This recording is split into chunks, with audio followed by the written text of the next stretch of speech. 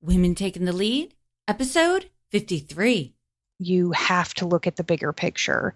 And even though it looks great on paper up front, if something inside of you is saying this isn't the right fit, you need to listen to yourself. You really have the answers internally. Hello, my name is Jody Flynn and welcome to Women Taking the Lead, where we are all about creating blasts of inspiration to help you overcome self-doubt so you can lead with confidence, integrity, and a sense of humor. This episode is sponsored by Luma Coaching. Want some support to get your dreams off the ground? Go to womentakingthelead.com/coaching to sign up for a consultation with me. Now, your future awaits, so let's get started.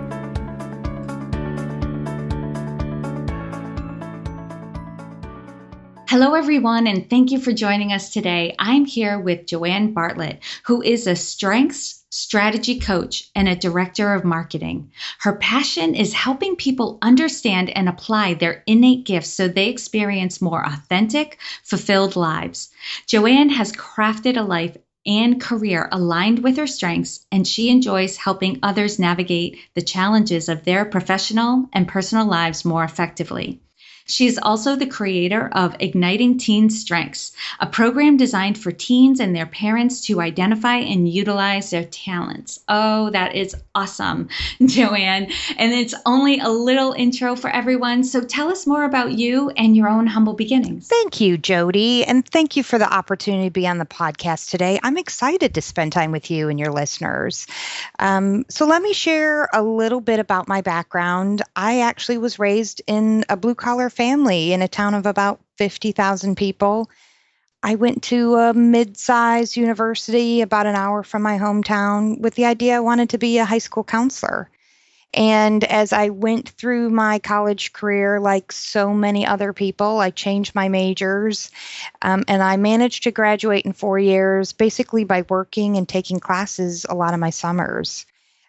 Shortly after graduation, I ended up getting a job with Ford Motor Company, and I worked for the company for about 15 years.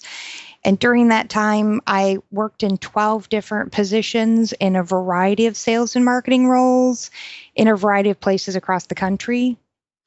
And I recall one of my biggest personal challenges was moving to a city where I didn't know a single person and just building a life there. And I was offered an opportunity to do some of my management rotations in the Kansas City region. So I basically packed up my belongings and sold my condo in Seattle and moved to KC. And it ended up being a great career opportunity for me. And after some great rotations in Detroit, working on Super Duty brand team and national direct mail campaigns, I came to the point where I thought if I don't leave soon, I never would. And I really wanted to explore other industries.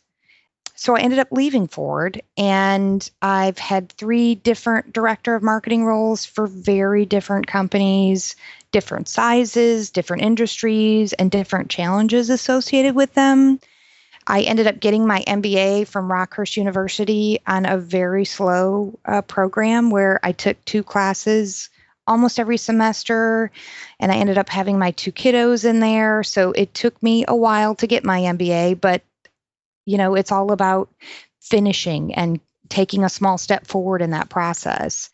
And now I'm a certified strength strategy coach, and I really love helping people discover and apply their strengths. I really believe that we can have very authentic, successful lives aligned with what we do best. And I'll share more of my journey as we talk today, but I'm pleased to say I'm living in a city I want to be in. I'm working with people I really enjoy working with. I'm in a job that offers me some flexibility, and I feel like I'm adding value. I'm very focused on building my strength strategy business, and I love working with clients. And I just finished building this online strengths program for teens and their parents, and I'm very excited about it. But I just want to share with the listeners that I'm really happy with where I'm at currently, but I can honestly say the journey hasn't always been easy. So that's a little bit about me and my background, if that helps. Yeah, and journey really kind of brought it all together for me right there, JoAnn, because what I was thinking is, wow, she's had a lot of different roles, positions, titles. You've been in different parts of the company, and you've also had an incredible variety of clients that you've worked with. So what I was hearing underscoring all of that, like you've had a lot of variety in your journey, which I can imagine has made you quite resilient because you often throughout, you said over the course of like 15 years, 13 different roles and positions where you had to learn what you needed to know in order to fulfill Yes. the expectations of those pretty quickly, I imagine, and then quickly transitioned to doing something else. And so what I was hearing in all of that is like you've really built that muscle of resilience in yourself, and that has contributed to your success. Yes, definitely. That's huge. And clearly, you've had success in your life. You're very happy and you've gained confidence. But take us back to a time when you were playing small and you may not have been aware of it at the time. Share with us the story and the lessons you've learned. Absolutely. So I think one of my sort of worst playing small moments was a few years ago. I was actually working in a job I really liked, but the travel was way too much. I had young kids at the time, and I was traveling 4 days a week, pretty much every week. And instead of sending out my resume nationally, I really confined my search to just the small city I was living in of Tulsa, Oklahoma. And the reason I did that was basically because I didn't want to disrupt the family. So I really undervalued myself in the equation. I ended up taking a job that looked great on paper, but the fit just wasn't right. And I knew it before I agreed to come on, if I'm really honest with myself. I met one of the top leaders in the company during the interview process, and I got that feeling, kind of a bad feeling. And I ignored that important voice in my head. And so I ended up taking the job for all the wrong reasons, right? So decent pay, decent work, coming off the road. And I told my things like, oh, you're lucky to get this opportunity. You're lucky to get off the road. But I knew deep down that it wasn't a great fit for me. And I think that was really an important lesson for me, that you have to look at the bigger picture. And even though it looks great on paper up front, if something inside of you is saying this isn't the right fit, you need to listen to yourself. You really have the answers internally. And I think we as women, we tend to, we're always trying to only apply for roles that are perfect fits for us. And sometimes when you look at our male counterparts, they're a lot more confident. They're a lot more willing to apply for roles where they only have a small portion of the needed qualifications, where we tend to really self-limit ourselves in so many ways. I'm not qualified. I don't want to disrupt the family. And I want to encourage your listeners to really break out of that, think beyond that, not get caught in that trap. Yeah. And what I also heard in what you were sharing, JoAnn, is that tendency when we really, really need something to be the right fit, we will oftentimes bury our head in the sand and ignore those signals. Absolutely. Right. That this is like when we really want it to be the right fit, it's really got to be the right fit. Like we need to stop looking for the right fit, right? We get tired of the search. So we want this to be the one. We will ignore Absolutely. Yes. that inner gut feeling of, and the signs, like, from taking away from a meeting where you probably walked out of that meeting like not that jazzed. Yes. That's a sign. Absolutely. And I even said to the HR director that wasn't what I was sort of expecting. And he sort of tried to brush it off. And I knew, right? I knew in my heart, but exactly what you said, I convinced myself that of all these other reasons and to sort of ignore that rather important piece of information. So, Yes. So important to just trust your gut, be willing to be a little uncomfortable, look a little longer. And like you said, what you followed up with, stretching yourself a little bit to find that job that is the right fit for you, even if you don't feel quite ready for it. But in your, probably your gut will be talking to you as well. Like it's really exciting, although you don't know if you could do it, go for it. Absolutely. Stretch yourself. All right. And JoAnn, now share with us a time in your journey when you had a wake-up call. Take us back to that moment and share with us the steps you took that led to your success. Yeah. So, fast forward a few years, I'm in a job again that looks great on paper, but I'm not, I'm just, I don't feel valued. And I start playing from a very safe place. I stop serving up my best ideas because I perceive the culture doesn't really embrace them. And, everybody has a moment in their career where the straw breaks the camel's back. And I'm not convinced that those are like the most horrific events of our career. It's just there is a single event that you say, oh, that's it. Right. And I sort of reached that point where I mentally was willing to leave without a plan and to rebuild. And I would totally encourage your listeners to develop a plan before exiting. But for me, I had reached the point, I had probably stayed too long, and I reached the point where I just wanted to make a change. And at the same point, just to give a little background, I was living in a city I really didn't want to live in and had constrained myself to that market for some time.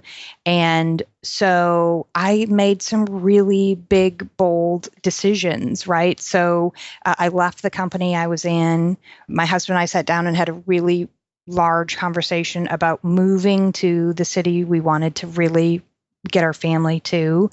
And I took some time off, right, to really think about what do I want to do next. And I ended up talking to a really good friend of mine about coaching, because in a lot of my roles, I had really enjoyed that piece of the job, developing people. I had done some mentorship and coaching things in the past that were really rewarding to me.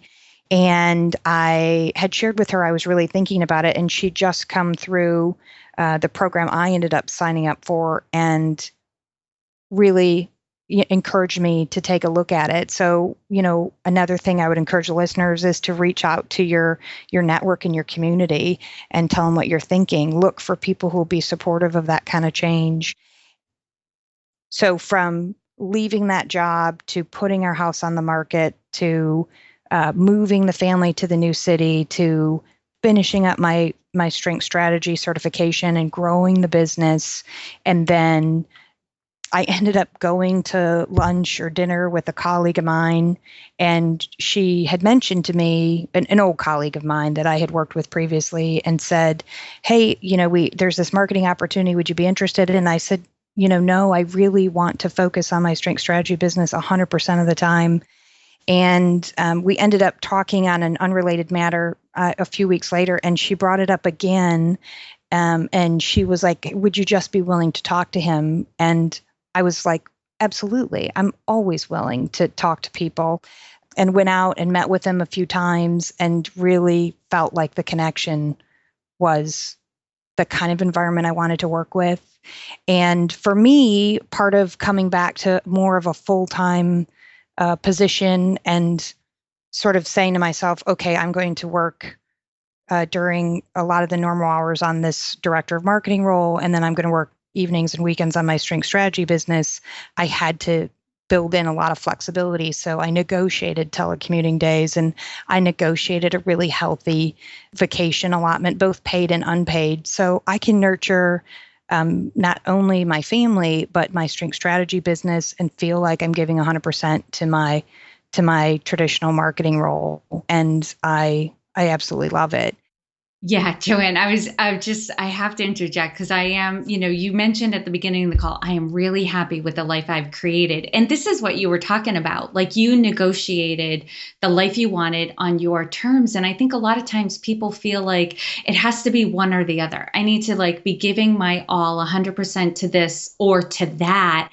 And what you found is a lot like getting your MBA was, growing your strength strategy business could be a little bit at a time, right? And you could have the stability and the support of a full-time job, but a full-time job that was flexible and allowed for you to nurture your other business. I think sometimes, you just change the expectations for how quickly one is going to grow over the other. And then it's totally doable. I think the mistake sometimes people make is, I want to reach 100K in my entrepreneurial business, but I can only do it on nights and weekends. Well, that is going to take something, Right. right?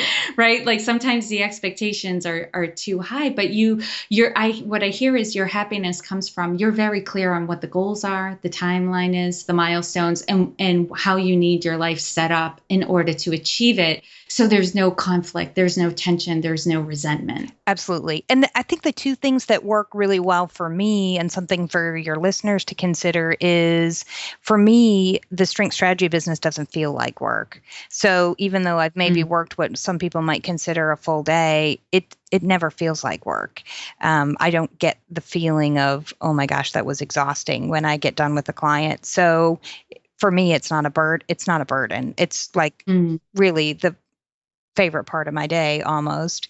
And then the other piece is for me, I think the other lesson that I've sort of learned in the journey in the last few years is I need to continue to invest in myself, right? And I think sometimes, particularly as a working mom, you are stretched in a lot of different directions and you make sure everyone else is great, but you sort of forget about yourself and that reinvesting in myself. So, part of the reason I agreed to go back to work full time was I wanted to be there are some very clear things that I want to do in the next couple of months in terms of personal development for myself that have a price tag associated with them. And I feel no guilt in signing up for them because I know it's the right thing for me and my development. And so it just helps me get to that place where I want to be. Absolutely. Yeah. You're so clear on the plan. Mm-hmm. That's awesome. And what I want everyone to get is there's no one way to lead, right? And you as a strengths coach, you know this for sure. We're all different and we're going to lead differently. So JoAnn, how would you describe your leadership style? Well, I try and give people what I think I would like, and I think most of us do, but I'm very hands-on in the beginning with people. So if I have new people join the team or if I'm taking on a new team, I will meet and communicate a lot with them in the beginning because I want people to know what the expectations are. I want to give them an opportunity to talk about the issues and I want to understand where they are on progress. But then as both of us become more comfortable, I find that people's productivity goes up. When they know what the style is, when they feel open to communicate, their productivity goes up. And then they get the autonomy that just about everybody seems to want and desire. And there's a place for them to come and talk about things if they need it. So I'm really big into communication and I'm really big into sort of assessing what individual needs are and trying to provide those for them and then giving them the room and the opportunity to show how really great they are. And JoAnn, what is one thing that you're working on right now that you are really excited about? Well, I always love working with my one-on-one clients. I personally feel like it has been life-changing for me, and I love helping other people to get to the point where they feel that their lives are in a much better place. So that's always a favorite thing that I like to do. But probably my newest project is the one that I'm most excited about at the moment, and that's Igniting Teen Strengths. It's really an online program designed for teens and their parents. And I have a couple of one-on-one sessions mixed in there as well, but they go through activities and exercises to help teens discover who they really are and the confidence that comes out of that and the clarity about what they want to do with the rest of their lives and helping parents develop a path forward for them with their strengths in mind is really exciting. So that has been a real highlight for me in the last month or so. You must see so many benefits from this in working with your clients because for me, the teen years represent trying to figure out who you are. Yes. In the world, like really getting at the heart of who am I? And my anecdotal experiences has been that the teens who are more clear on who they are and what they have to contribute have an easier time making those difficult choices. I absolutely could not agree with you more. And I have a son who's right in the age range, and we have been working together in the last 6 months, and the difference in his confidence and his clarity in talking about what he thinks he wants to do as a future, it it's wonderful to see. And it's wonderful to see that confidence blossom in him in such a deep way. And I'd love to be able to share it with every teen I meet, because it's a difficult period of time in all of our lives to go through those teen years. And there's so many influences. To be clear about who you are is really helpful. Yeah, such a strength, but right, it's such a boon to have that at that age, to be so clear. Yeah, the confidence that comes out in them, I can see it, and you can kind of tell when you're interacting with a teen who's not quite sure. Yes. Yeah. They hold themselves just a little smaller. They don't engage in conversation as easily. But teens who are clear on who they are, they're out there. They're expressing themselves. They've got nothing to hide because they just own it. So you're doing God's work, Thank you. JoAnn. Thank you. All right, now I'm going to do a quick leadership roundup. So tell us, Yes. what is one practice that helps to make you a better leader? So I think this has also been sort of a lesson learned from my previous experience, but I've learned to slow the process down. So when I am thinking about an important decision, maybe it's involving changing our tactics or changing our spend, I always slow down and go and talk with the individuals impacted.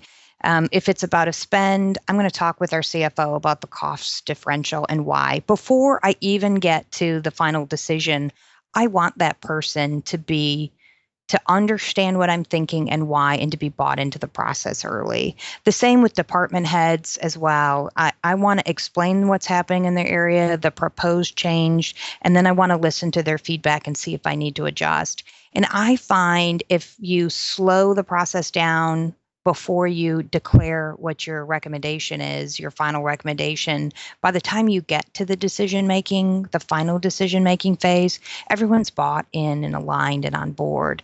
And it's a lot easier to lead change in an organization, in my opinion. Absolutely. And what is one book that you would recommend to a woman to help her develop her leadership? Probably would be Brene Brown's Daring Greatly. I think women, working in today's world, we perceive that we have to be very strong. And I'm not suggesting we don't need to be strong, but we also need to be very authentic and vulnerable. And it's okay to know who you are and what you need and be able to articulate that and not see it as a weakness. And I think the other concept that I think is great in that book is about following your dreams and passions. And even if you meet failure along the path, to take those steps forward and to go out and to be bold and to take small steps towards your goals it's a great read. I would highly recommend. I'm a huge fan of Brene Brown, and I've yet to meet a woman who has heard of her and does not absolutely love her. Yes. And the work that she's doing. And I think at this point, I've read all of her books except for her most recent one. She just recently released a new book. This month? Yes. Yeah. Yes. I can't remember the title of it, but it's on, I've already bought it and it's already in my queue of books to read. But what I found is, and oftentimes I listen to her books on Audible, mm-hmm.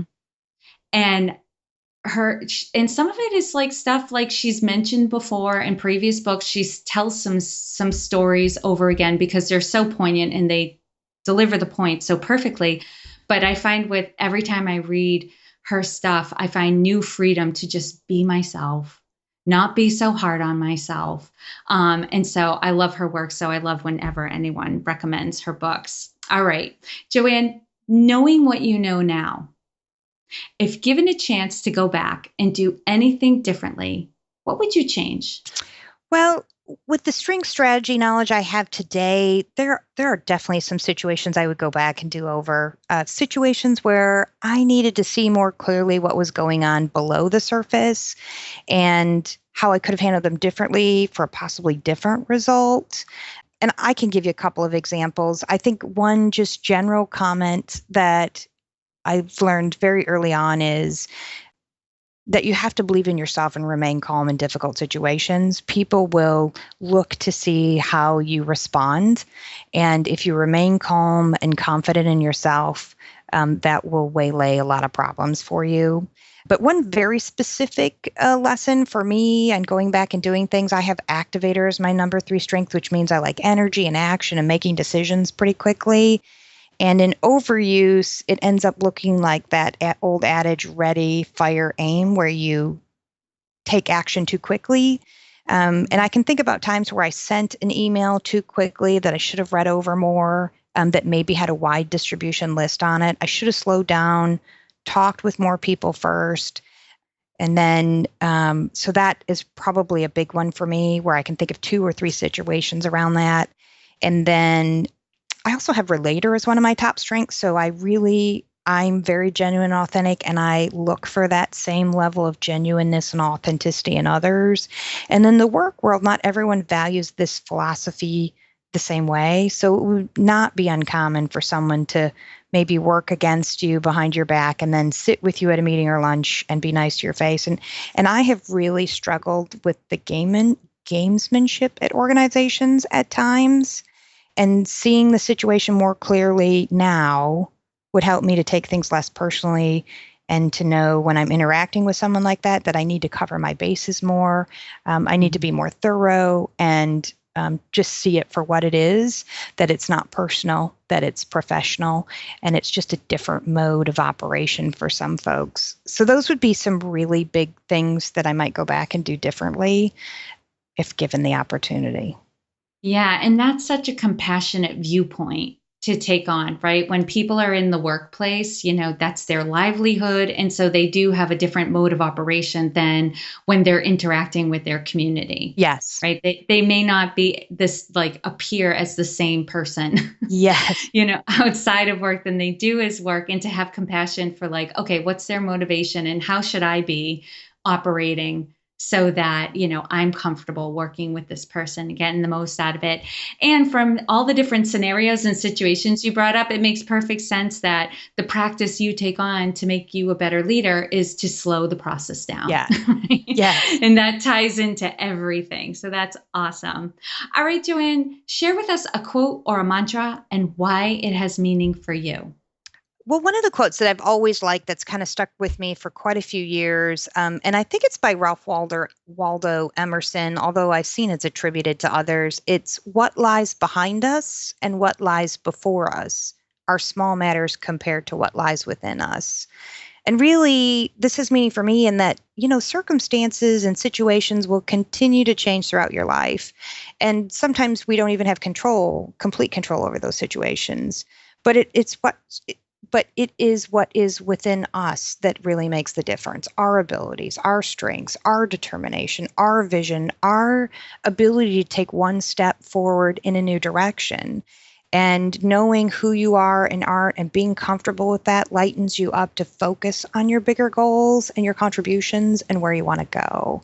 And so that's probably my favorite.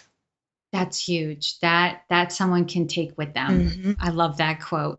All right. Lastly, JoAnn, what is the best way for those listening to connect with you? Well, if you visit my website, which is www.JoAnnBartlett.com, JoAnnBartlett.com.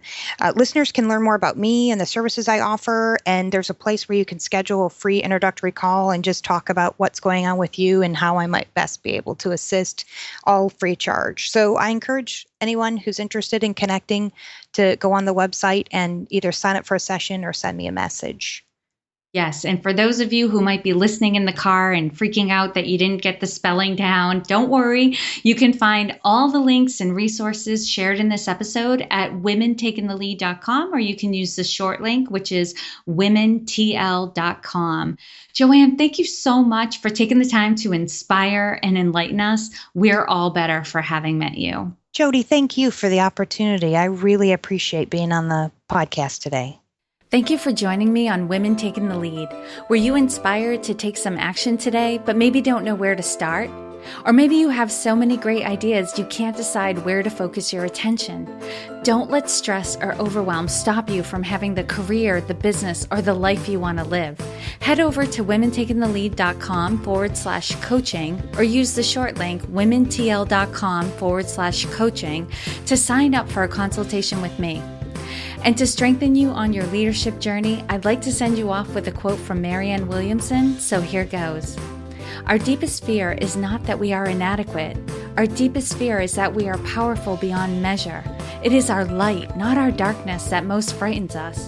We ask ourselves, who am I to be brilliant, gorgeous, talented, fabulous? Actually, who are you not to be? You are a child of God. Your playing small does not serve the world. There is nothing enlightened about shrinking so that other people won't feel insecure around you. We are all meant to shine as children do. We were born to make manifest the glory of God that is within us.